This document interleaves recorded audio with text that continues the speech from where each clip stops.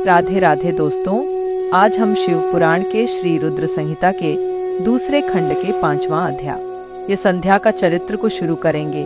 तो चलिए अध्याय को शुरू करते हैं। सूत जी बोले, हे ऋषियों, नारद जी के इस प्रकार प्रश्न करने पर ब्रह्मा जी ने कहा, मुने, संध्या का चरित्र सुनकर समस्त कामनियां सती साध्वी हो सकती हैं। वह संध्या मेरी मानस पुत्री थी, जिसने घोर तपस्या करके अपना शरीर त्याग दिया था। फिर वह मुनिश्रेष्ठ मेधातिथि की पुत्री अरुंधति के रूप में जन्मी। संध्या ने तपस्या करते हुए अपना शरीर इसलिए त्याग दिया था क्योंकि वह स्वयं को पापिन ही समझती थी। उसे देखकर स्वयं उसके पिता और भाइयों में काम की इच्छा जागृत हुई थी। तब उसने इसका प्रायश्चित करने के बारे में सोचा तथा निश्चय किया कि वह अपना शरीर वैदिक अग्नि में जला देगी, जिससे मर्यादा स्थापित हो। भूतल पर जन्म लेने वाला कोई भी जीव तरुणावस्था से पहले काम के प्रभाव में नहीं आ पाएगा। यह मर्यादा स्थापित कर मैं अपने जीवन का त्याग कर दूंगी। मन में ऐसा विचार करके संध्या चंद्रभागा नामक पर्वत पर चली गई। यहीं से चंद्रभागा नदी का आरंभ हुआ। इस बात का ज्ञान होने पर मैंने वेद शास्त्रों के पारंगत विद्वान, सर्वज्ञ और ज्ञानयोगी पुत्र इष्ट को वहां जाने की आज्ञा दी। मैंने वशिष्ठ जी को संध्या को विधिपूर्वक दीक्षा देने के लिए वहां भेजा था। नारद, चंद्रभाग पर्वत पर एक देव सरोवर है जो जलाशयोचित गुणों से पूर्ण है। उस सरोवर के तट पर बैठी संध्या इस प्रकार सुशोभित हो रही थी जैसे प्रदोष काल में उदित चंद्रमा और नक्षत्रों से युक्त आकाश शोभा पाता है। तभी उन्होंने चंद्रभागा नदी का भी दर्शन किया।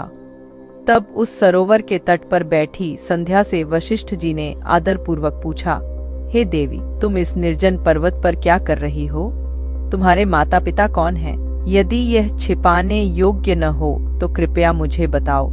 यह वचन सुनकर संध्या ने महर्षि वशिष्ठ की ओर देखा। उनका शरीर दिव्य तेज से प्रकाशित था। मस्तक पर जटा धारण किए वे साक्षात कोई पुण्यात्मा जान पड़ते थे।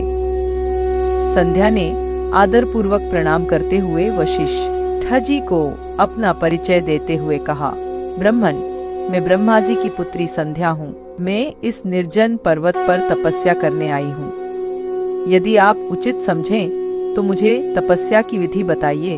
मैं तपस्या के नियमों को नहीं जानती हूँ, अतः मुझ पर कृपा करके आप मेरा उचित मार्गदर्शन करें।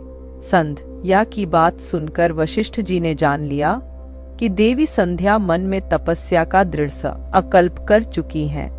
इसलिए वशिष्ठ जी ने भक्तवत्सल भगवान शिव का स्मरण करते हुए कहा, हे देवी, जो सबसे महान और उत्कृष्ट हैं, सभी के परम आराध्य हैं, जिन्हें परमात्मा कहा जाता है, तुम उन महादेव शिव को अपने हृदय में धारण करो। भगवान शिव ही धर्म, अर्थ, काम और मोक्ष के स्रोत हैं। तुम उन्हीं का भजन करो।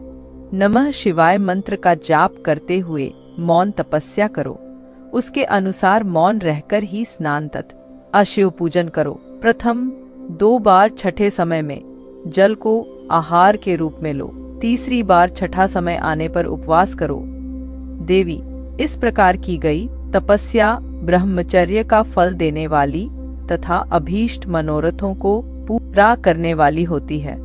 अपने मन में शुभ उद्देश्य लेकर शिवजी का मनन व चिंतन करो।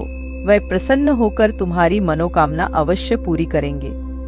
इस प्रकार संध्या को तपस्या की विधि बताकर और उपदेश देकर मुनि वशिष्ठ वहां से अंतर्धान हो गए।